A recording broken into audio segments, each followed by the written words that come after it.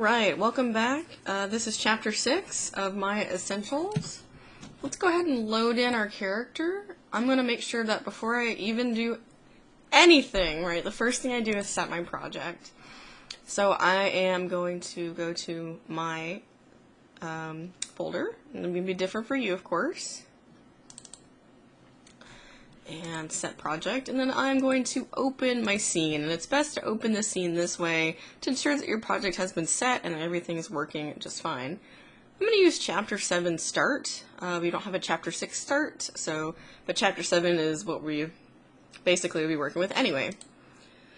So let's open him up. Alright, there we go.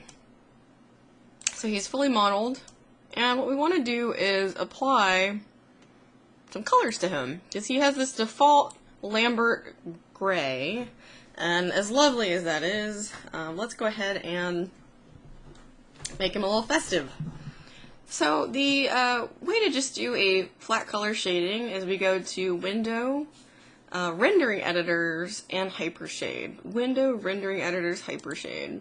That's going to bring up a new window, and you may need to resize it depending. And I'm going to move him over here. So let's look at this window for a minute. These are all of the different kinds of shaders that you can apply. So you've the sections here, and so there's a lot, right?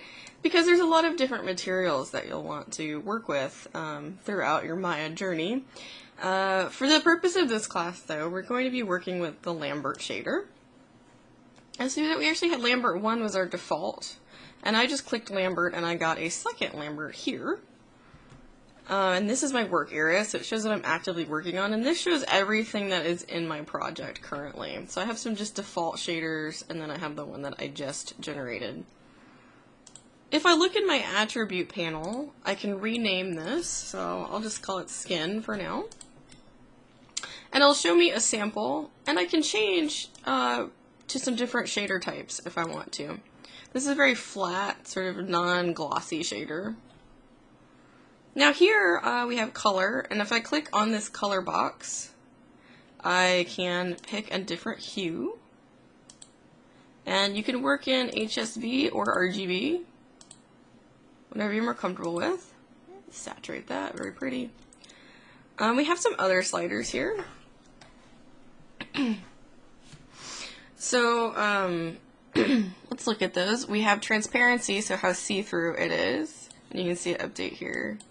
Ambient color, this is a color you can put on it and it'll multiply with it, depending on how dark it is, it'll make a different amount of difference.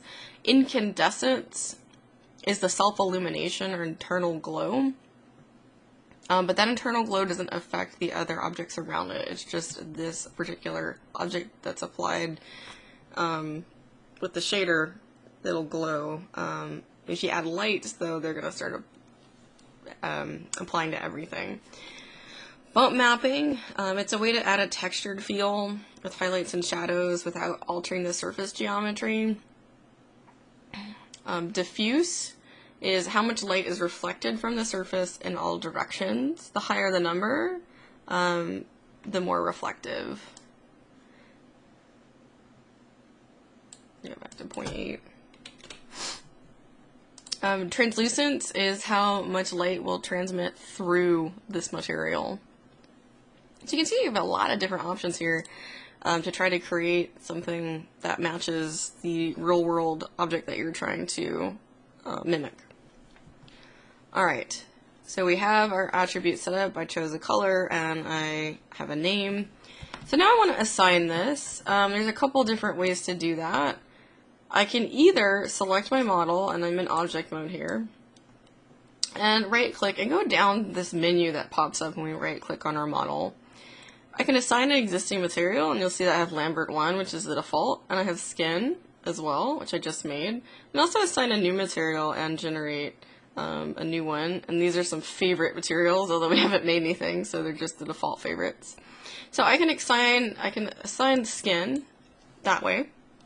It turns blue, and I can go back and I can go back to Lambert 1. Oop. There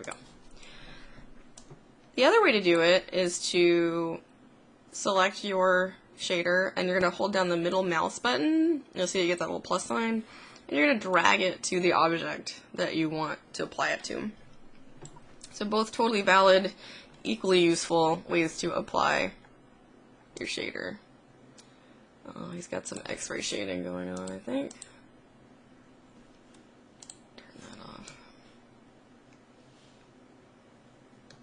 So I was noticing you get some weird effects sometimes. If you use a different renderer, sometimes that helps. Oh, he's a little see-through is what it is. You can see his little mouth in there. Okay. If you're experiencing some transparency issues, we can alter them, right, with the attribute editor. So, let's see, all transparent, no transparent. Don't want as much light coming through. Oh, there he is. I don't want any translucence, right? So that was causing that problem. So do be careful when you're playing with your sliders. Make sure you reset them, or you get some funny stuff. I saw a lot of people doing that with some of the modeling tools. Alright, so now we have these eyeballs, and they are gray and blue. So let's make them a little more fun. I'm going to come over and grab another Lambert. You can see I added a Lambert 3. And on my work area, I'm going to select that Lambert and say eyes. And choose white. And now I'm going to middle mouse button click and apply to the eyeballs. Lovely. Now, what's cool about this is you don't have to apply it to a whole object. So if we come in here and I choose face mode and I shift select all of these, so many divisions. Okay. I can make another Lambert. Boop. And I'm going to call that one pupil.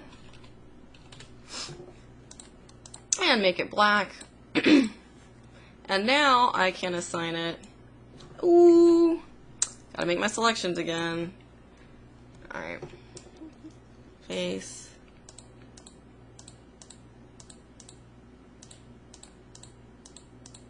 And I'm not just marquee selecting because I don't want to get the ones in the back of the eyeball. Alright, so I'm going to middle mouse button click and I'm going to drag it over and it will apply to the eye. Ooh, tiny pinpoint eye. If you want to get fancy, we can give them a beautiful color here. Let's do face.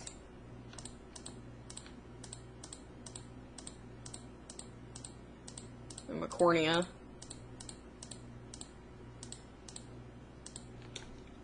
I'll just go with the blue since it's available. Okay. Alright, so there we go. He's got some eyes. So you can do that again, so you can, with any faces on any object. So you can do the whole object or you could do face by face. So next thing we're going to look at is UVs, which is a way to sort of alter how the shader is applying to your model, and we'll also explore how we paint textures that we can then apply to our model to make some more customizations to it.